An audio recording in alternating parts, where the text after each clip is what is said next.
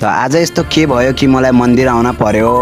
हे what's up guys, welcome to my mini blog. त guys आजको मौसम एकदमै राम्रो हुन्छ र मलाई मन्दिर जाने मन गर्छ र फाइनली म आफ्नो साइकल लगेर मन्दिरतिर लाग्छु।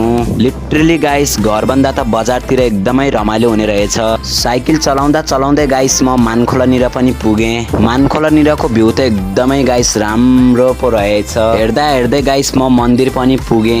मन्दिरमा आउने बित्तिकै कृष्ण भगवानको दर्शन भयो।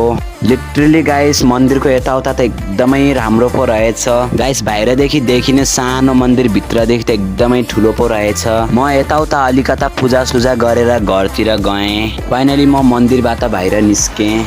लिटरली गाइस वरपरको माहौल त एकदम हरियो र भरियो रहेको रहेछ। बाटो नि गाइस असाध्यै एकदमै राम्रो पो रहेछ। हेर्दा हेर्दै म पनि घर पुगेँ। आजको मेरो जर्नी त एकदम राम्रो पो भयो।